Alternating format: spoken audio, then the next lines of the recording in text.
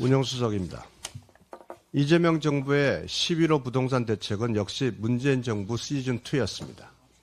정책이 시행된 지 2달이 지난 지금 시장은 문재인 정부 당시와 똑같은 거래 절벽 국면으로 빠져들고 있습니다. 국토교통부 실거래가 자료에 따르면 서울 아파트 매매 거래량은 11호 대책 이전 약 한 달 반 동안 14,038건에서 대책 이후 같은 기간 5,367건으로 약 62%나 급감했습니다. 낯선 수치가 아닙니다.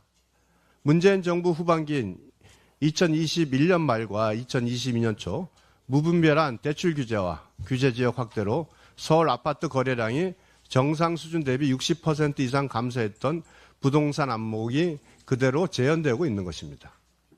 거래가 끊기자 매물도 빠르게 잠기고 있습니다. 서울 아파트 매물은 어제 기준 58,490건으로 10월 15일 74,044건 대비 21.1%나 급감했습니다. 대출 규제와 세부담 속에서 파는 자는 움직이지 못하고 사는 자는 접근조차 하지 못하는 구조적 거래 경색이 고착화되고 있습니다. 더욱 심각한 문제는 이러한 상황 속에서도 집값은 계속 오르고 있다는 점입니다.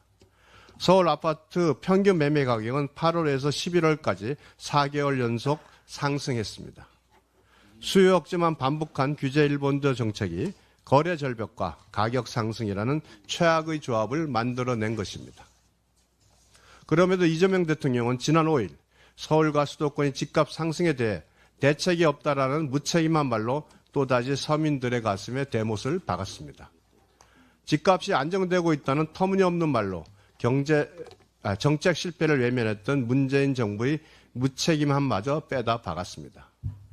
정책 실패의 부담과 피해로 고스란히 실수요자와 서민이 고통받고 있는데 대통령실은 부동산 가격을 안정시키기 위한 정책 준비는 다 돼 있다는 모호한 말만 되풀이하고 있고 여당은 민생은 외면한 채 정쟁만 일삼고 있습니다.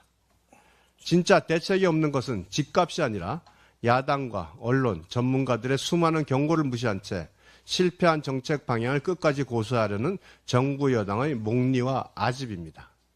이재명 정부와 여당은 지금이라도 실패를 인정하고 11호 대책을 포함한 부동산 정책 전반을 원점에서 재검토해야만 합니다. 국민이 또다시 문재인 정부 시즌2의 실험 대상이 될 이유도 인내도 없습니다.